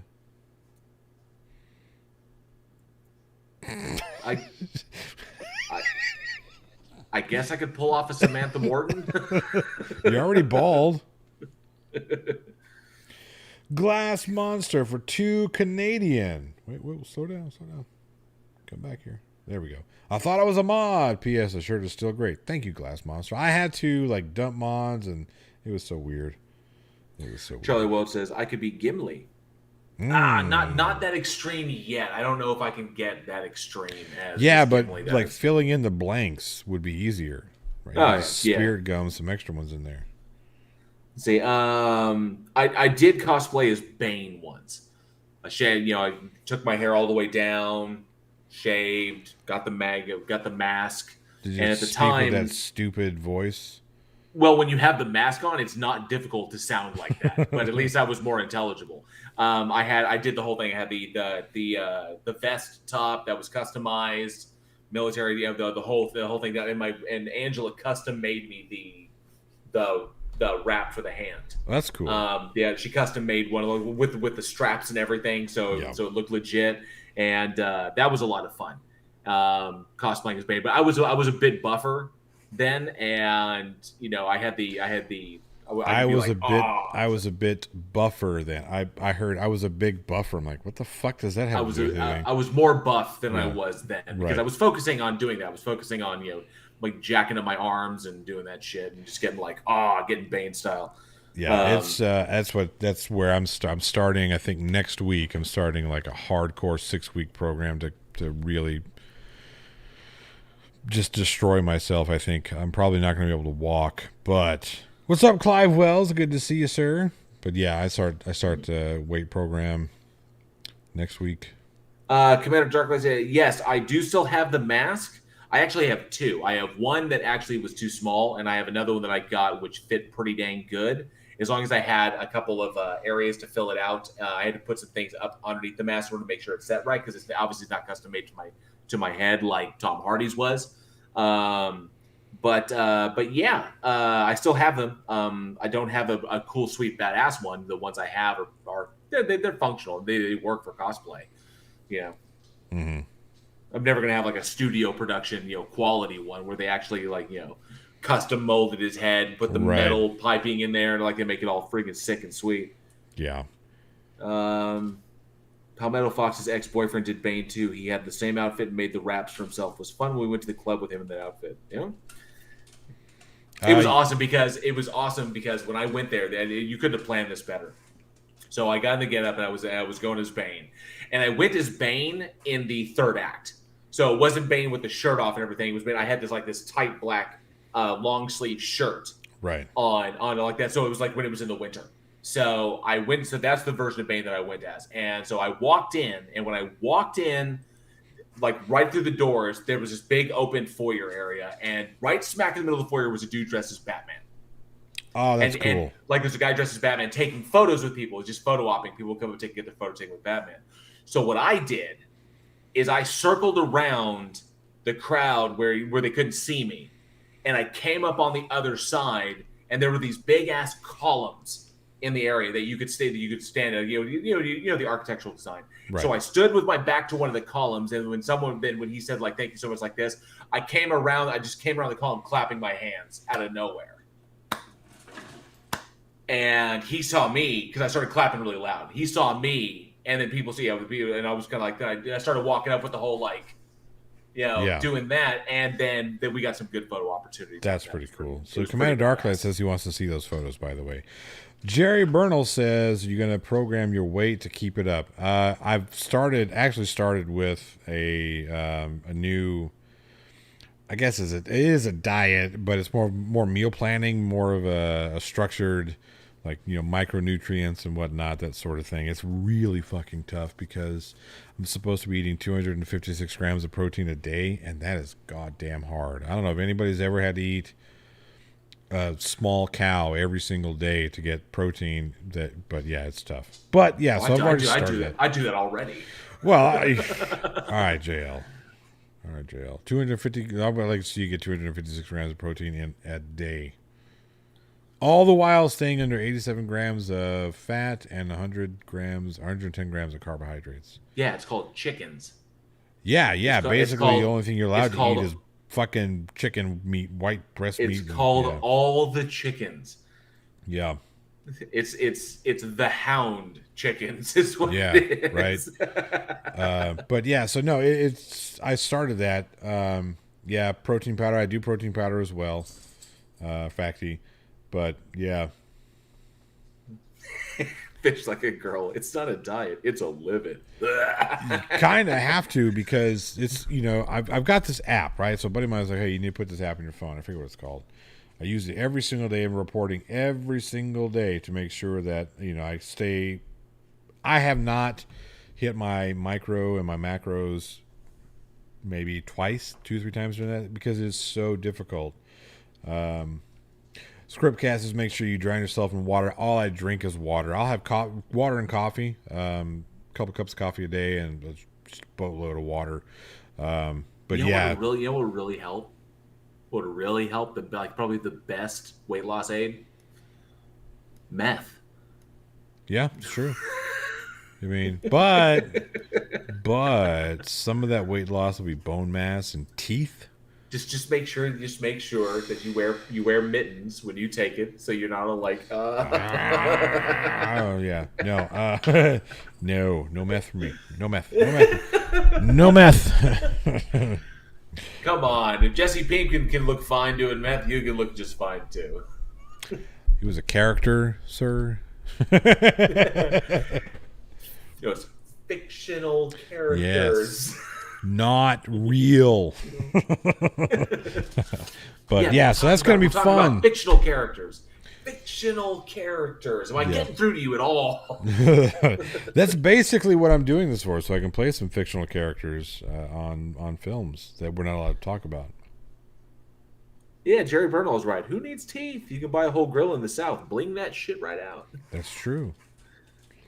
So I didn't think about that.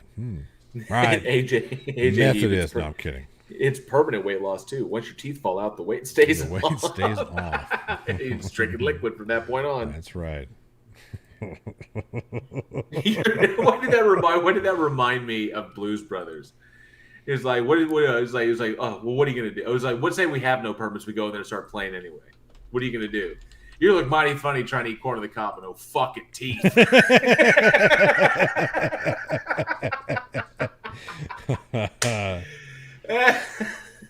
That's gotta be one of the funniest. Just the way the dude delivered it. Yep. He's like, you're gonna look mighty funny trying to eat corn on the cob and no fucking teeth. Fish like a girl says, summer teeth. Some are here, some are not.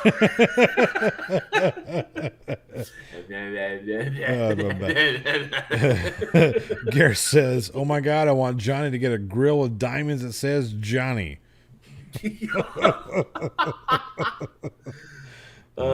Yes, that's part of it too. So Jerry Bernal says, I thought you lose weight because your brain dies on meth. Yeah, a little bit. AJ Heave, also known as Waffle House teeth. Oh, Sir Little Wolf. I'm sorry about that. Man. I'm sorry. I don't mean to be insensitive. It's called a toothbrush, not a teeth brush. This is Palmetto Fox. Interesting.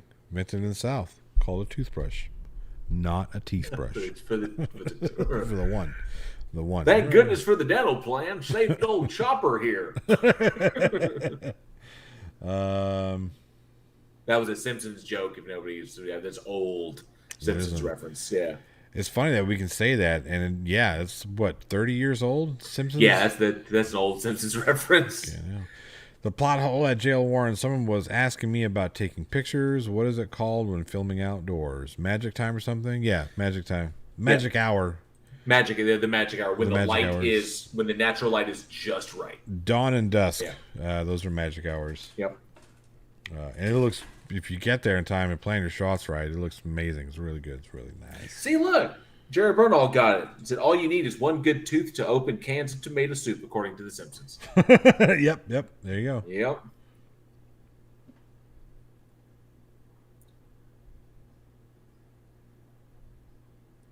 What?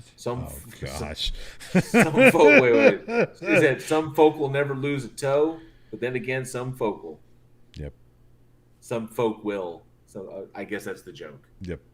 Okay.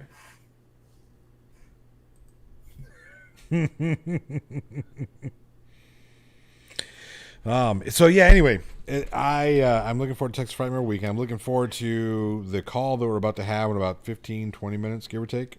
Yep. It's gonna be lots of fun. And then the stuff. So we can tell people that we're going to be re-entering Rack Focus, and we can tell people that the people who worked on Nail Gun are going to be working on new projects. So we're still going to get a really quality project for the new stuff that are coming up. Question. I mean, do you have your crew and everybody lined up once I hand you the script for Rack Focus? No, because I have to do that at the mixer. That's right. That's what we go to the mixer for. Yeah. Right. Yeah. All right. Cool. So yeah. Then how long? Then how long do you have to shoot? 6 weeks, I think it is. Yeah. Okay. But the beauty part about this is when Eugene and I, and you, of course, when it's ready to go, we get approval and stamped, and once we get into the pre-production and planning, we should be able to film this in 3 days tops, because there's no set changes. Well, whoever you get, I'm sure they'll be fine. What do you mean, whoever I get? Well, I'll hand you the script, and whoever you assemble for your crew is going to be fantastic. JL, do I have to pecker slap you? I can't guarantee I'm going to be in town. JL. I'm the writer. I write. Yes. And I hand you the script. Yes. And then you go do whatever you want. Yeah, but you know what else? The writer does? What? The fucking rewrites. Well, yeah, but I can't. You can email them to me. Right. I can email them back to you if any rewrites need to be done. Right. JL, you don't live but 2 hours away. You can make a 2-hour drive. I live almost 5 hours away. Well, who's the asshole who moved to fucking Oklahoma? The asshole who just sold a fucking house. The asshole who didn't hear the joke, didn't hear the question. Just because mine was better. You know why? Because it looks like you're jerking off 2 dicks right now. With the money I have, I can swing that. The money I have, I can make that happen, baby.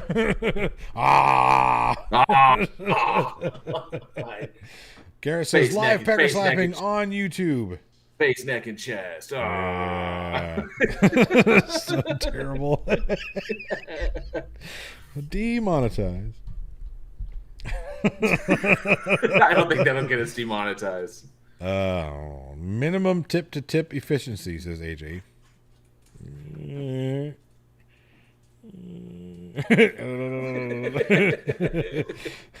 So bad.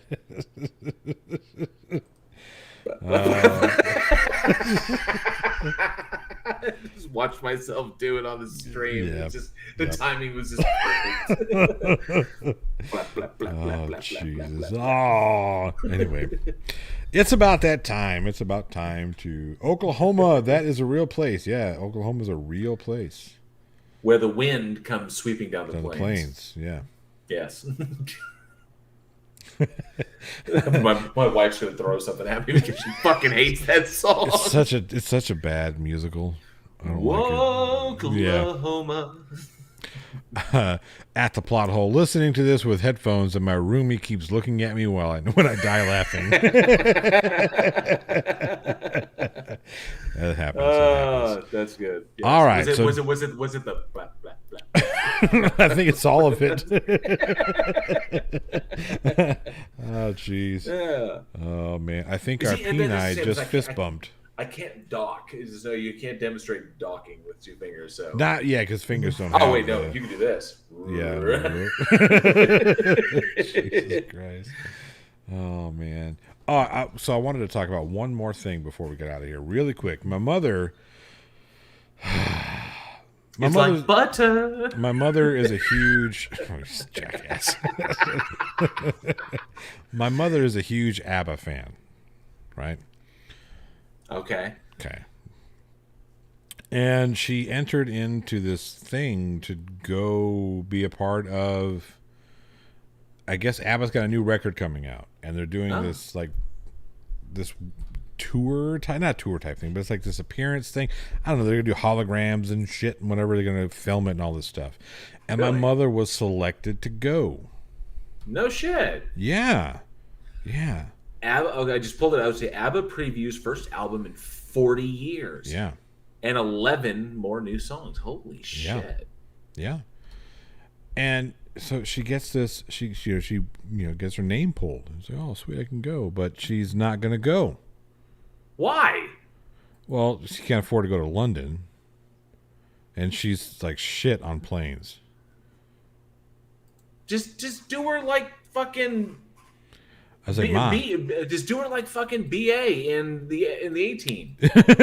let's just give you drugged up and then. I was like, just Ma, do her like Baracus in the fucking A-Team. It's like, oh, I'm gonna fly. Yeah. I said, Ma, we could get you on a boat. Make a nice boat trip. Do something. Something. I said, Ma, we can get you there. Let's get you there. But yes. No, she's not gonna go. Why? Because she's not gonna go.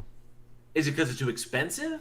Part of it is because it's too expensive, and the other part is because she can't. Her anxiety on airplanes, she can't do it. This is once in a lifetime. That's what I said. I said, Ma. Oh no! This is terrible. This reminds me of a friend of mine.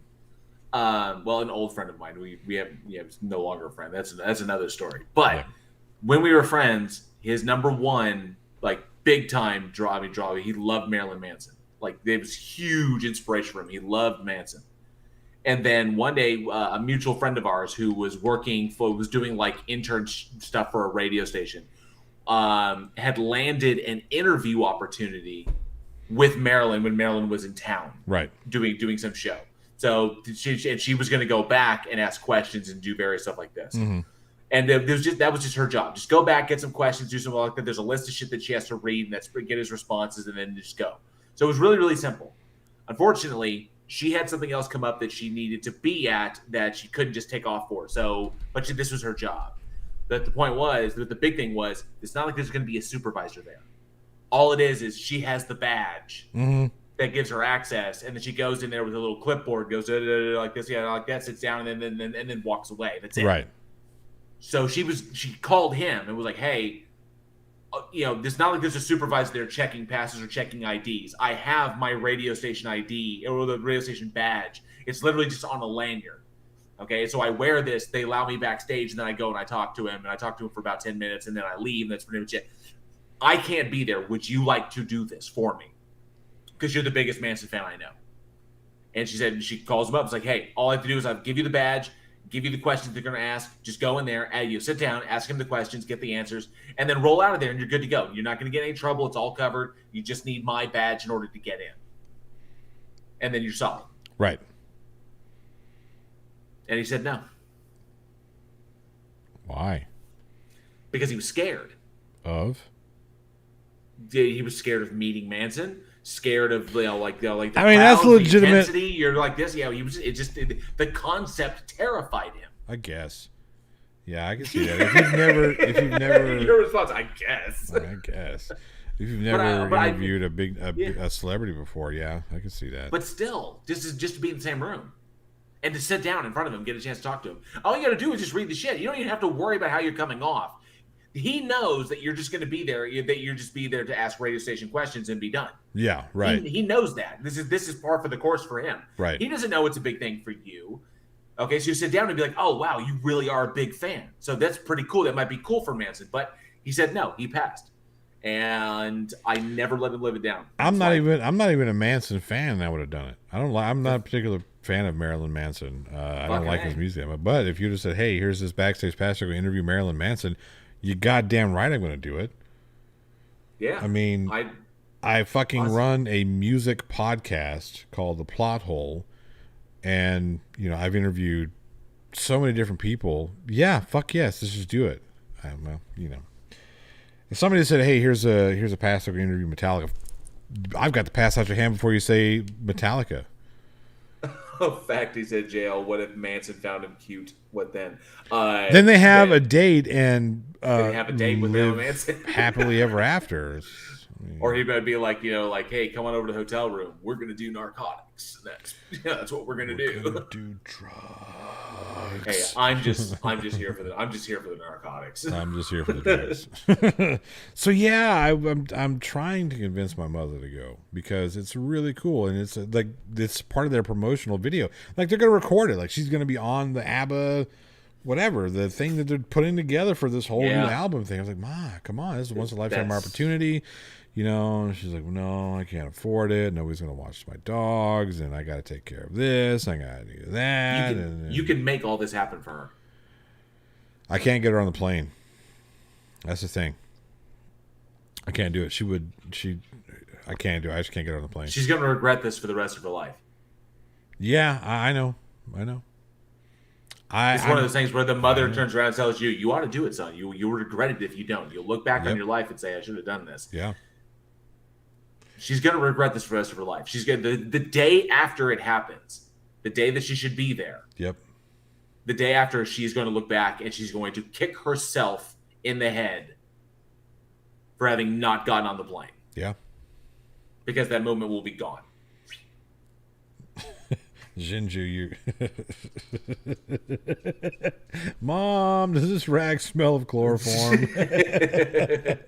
Beaver C says, what about her taking the shit? Put her on a boat. If I could get her on a boat, part of her anxiety is with people. It's just she has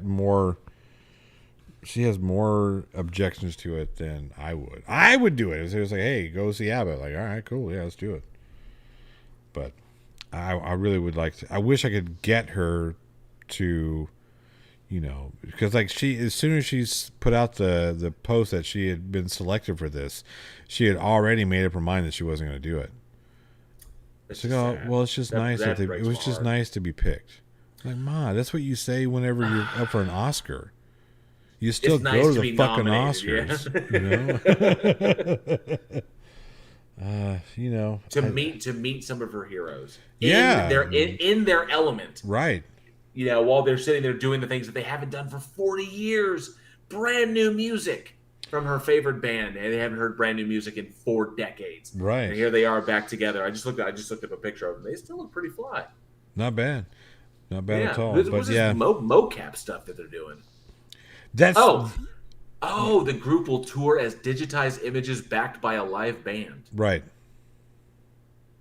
It's kind of weird, but interesting. But still something seriously cool. Something cool, and you know, she's not gonna do it. Facty, I don't know how she got picked. I'm not sure. She put her name in a hat for something. I don't know why she put her name in the hat if she wasn't gonna go. Well, yes, I do. Because nobody expects to get picked. You know what I mean? Nobody expects. You know, oh, they're gonna pick me. You know, whenever I first entered my name in the hat to get backstage pass for Metallica when I was I still am a member of their fan club, but back when you had to pay to be a member of the fan club, and you remember the Metallica fan club, you just got a backstage pass because you were a member of the club. Now they did. No, we're gonna do a random drawing. So I put my name in the hat. First random drawing I ever won. I got an email 4 weeks before the show. Says, hey, congratulations. Here's your backstage pass to meet Metallica. So, yeah, you don't pass on things the opportunities you get. That's how I wound up doing press. That's how I did press at TFW. It was given the opportunity, but I lost a job over it. Because I flat out told them I'm not coming in. It's like I got press. This was back in 2011 or so, 2011, 2010. It was like the very first time. It's like I got press access to Texas Frightmare weekend. Yeah, I'm going. Yeah, I'm going to be there all weekend. And my job was like, no, you can't just call out like that. It's like, yeah, I can. I'm going to go do this. I just did. He's like, okay, well then you don't bother coming in Monday. I was like, no problem. I'm good with it. I'm good. See ya. But no, I'm gonna go sit and talk with Norman Reedus and the guys from Boondock Saints, the guys from the Saw films like Carrie Elwes, and I'll go hang out with them. I'm good. I'll go hang out with them and not hang out with you assholes. Yeah. But no, like I said, whenever I got that, the day of, let me show you guys something really quick. I'm going to show you how just flabbergasted I was. Okay, let's see. Can you guys see those above my? Right there. Okay, those are the Todd McFarlane Metallica figures. Mm-hmm. My brother got those for me. Years ago, right? Got it for me years ago. I've had them for quite some time. So I get this pass to go meet Metallica, and the day of the show, okay, they were playing American Airlines. This is 2004. This is on the St. Anger tour, and got my pass. It's all fucking Oh, I don't want to do it. So I took the day off, and I took the next day off from work. This is when I worked at, I forget where I worked. I think I was working at, I don't remember what the fuck. It doesn't matter. Who gives a shit? Doesn't matter where I was working. I took the 2 days off. So I went and I was like, what the fuck? You know, I'm going to meet Metallica. What am I going to get them to autograph? Like fucking frantically looking for things to get them autographed.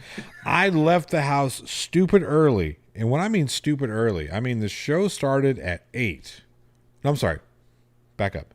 Doors opened at 8. Okay. Show started at 9. It was Godsmack, somebody else, and then Godsmack and Metallica. There was somebody else who opened for Godsmack. I can't remember who it was because I was backstage. Right. What's up, Eugene? Good to see you. Holy shit. Buddy. Eugene Hotkins. Eugene is a member? Yeah, because Eugene is, you know, he's a pretty smart guy. Anyway, Eugene's pretty bad. Eugene's pretty badass. Yeah. So, yeah. Anyway, doors are at 8. Okay, this was an American Airlines. I lived in Fort Worth. It was in Dallas. It took like 45 minutes. Took like 45 minutes to get there. I left the house at noon. Went and bought a shirt for them to autograph. I left the fucking figures that I had at the time. I left them at the house. Bummer. Oh my God. We got there so early. I got to American Airlines at 2:00 because I got lost getting to American Airlines because I was so fucking like flabbergasted. I was like, oh, fucking shit. You know, I had, like I said, I bought the shirt and whatever. So we get there and we park. I literally park right, like, I don't know if you've ever been to American. Have you ever been to American Airlines Center? I have. Okay, so you know how they've got the drive or the street that goes all the way around it.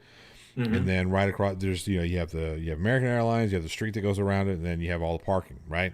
Yep. So here's a street, here's the door that we're supposed to go meet for the meet and greet in the backstage area. I literally parked right, like the first car, the first row of the parking. I got there so early. I got there before the parking attendants got there. Nice. I didn't have to pay for parking. We were there at 2:00. And the show didn't start. The doors didn't open. We didn't get to go up to the backstage area until 7. They're 5 hours early. 5 hours before I was waiting and we were hanging. You could have gone home, gotten the figures, and come back, and still parked at the same parking spot without having to pay. Yeah. Yeah, I didn't even think about it. Right, I didn't even the whole whatever. And I'm like, oh man, so you go do your thing. It was funny because when you get up there, there's a sign that says no pictures, no photographs. And I was like, oh, that sucks. And I can't take my picture with Metallica and I get to meet him. So I took my camera and put it back in the car, locked the car up. And the guy was like, oh yeah, so make sure if you get your pictures, have your cameras ready. I was like, but the sign says no pictures. He's like, no, I'm sorry. That sign is for inside of the venue, not for the backstage stuff. Of course you can bring your cameras. I was like, can I go get my camera really quick? He's like, dude, you got 2 seconds. And before he could finish 2 seconds, I had already got my camera and come back. He was like, God damn, where'd you park? Like right across the street? And I said, yeah. He was like, yeah. What are you, right outside the door? Fuck yeah. Pretty much, so anyway, we go back there and we get the pictures. I get the autographs and meet all 4 of them. Got to meet all of them. And I'm almost like fucking elated. You did meet Newstead. No, I didn't get to meet Newstead this time, but I got to meet Trujillo, which was really cool. So anyway, I get back to the house and I'm all like, oh, this is fucking great. And I'm holding up this this T-shirt that I bought that is hanging back up there. I'm holding up this T-shirt and like, oh fucking hell, I got all their autographs and I got to meet them and all this shit. And I got this T-shirt and I'm holding it up to the wall that has the figures on it. So I'm looking at the shirt, looking at these autographs, and I put the shirt down to fold it. I was like, oh, it's so cool. And then I immediately see the figures and think to myself, you're a fucking idiot. Bummer. Although the shirt would be cool in like a shadow box. That would be. It's when it's in right now. It's in a shadow box behind. But I'm sitting here thinking, how sucky would it have been if you brought the figure, you had the figures, but the McFarlane line had released before Trujillo came into the band. And so those are the ones that I have. Those are the ones that I have. It's the Injustice. Set. Oh, okay. Yeah. So Newstead is one of the figures. Right. So how sad would that be if you take them to go get them signed, but you only have figures for James, Kirk, and Lars. And for Robert, I don't have a figure for you, dude. I'm sorry. Don't have one for you. And Robert's like, yo, son. Yo. Oh, there's no figure for me. Figure and you're like, I'm sorry, dude. What would be worse, that or handing him newsstands? Hey, I know this isn't you, but that would be so brilliant. It's like, well, I brought all four. Hey, man, this isn't me. just sign it. Forget about it. Which would, I don't know what would be worse. It would be fucking hilarious. Yeah, it was pretty. Yeah. Anyway, on that note, it's time for us to go. We got a call with some other peoples and whatnot. Thank you everybody for coming and hanging out, and all the super chats and channel members and new subscribers, old subscribers, all the guys, all the girls. You guys you boys and girls are amazing. I love all of you. You, like I said, lots of fun. Wouldn't be doing this show without you here. Thank you. Make sure you go check out JL Warren's channel. It's just JL Warren. Bridge the Divide series is really awesome if you like to look at all the things that we could do to be better as people. Jerry Bernal. You're lucky. You see it? Yeah, you're lucky. That's what she said. That's what she said. Yes, I've got a bunch of cool stuff coming up, and I will be going live tomorrow. I think Saturdays are going to be my live stream days because those seem to really, really work out. And hopefully I'll get another theist on. I've got some people on the hook, but nobody has said yes yet. Diesel was the first one, and it went so well, I would like to have another theist on so I could chat with them about what they believe and why they believe it. But I'm not getting a lot of bites. It seems I have a bit of a reputation. But we will see if I can get somebody on. Otherwise, I will go live and just kind of like chat with y'all, see what's going on. Like I said, I always do. I do AMA, I do discussions, I do all kinds of stuff. I just to hang out, just hang out with me, and we'll talk about shit. And so I'll be doing that on Saturday, and then of course Weekend Horror every Wednesday. And I will get my next video out as soon as I can. I actually am kind of like torn between what I'm going to cover, but I will cover something. So Texas Frightmare Weekend is the weekend of the 10th, so that's kind of thrown a wrench in the works. That's why I'm going to do a little bit more live than creative, because that's got my focus, so I'm not going to be in front of the computer like jamming away like I used to. So, but we'll get stuff out there. Hope to see you guys over there. Yeah, fun. Buddy. If you're out, and if you just happen to be out in the DFW area and you want to catch JL Warren, well, the Weekend Horror crew at Texas Frightmare Weekend, shoot us a text on Discord or get on the Weekend Horror. Let us know. We'll meet up. We'll do a meet and greet and all that fun stuff. Hell yeah. We'll have some swaggish type stuff. We're gonna got some stickers coming out of the new artwork, right? There's gonna be the new artwork. Yes, stickers. The new season 3 artwork. So good. It's so good. So I'm so happy with it. They look amazing. They do. Anyway, thank you all for hanging out. I love you guys. We'll see you. Let's see here. For me, you'll see the next video is coming out on Monday, as the plot thickens, and then Tuesday hangout, and then Friday Dingleberries, and then this again. Anyway, I'm Johnny O. It's time. Everybody knows what time it is. Everybody. Where you at? Finger guns, baby. Wait a minute. What did I do? What happened? What did I do? What'd you do? What'd you do, Ray? What'd you do? There it is. Am I late? Am I short? Am I short? Am I late? Is it good? I don't know what I'm doing with these things. All right, everybody. Cheers, man.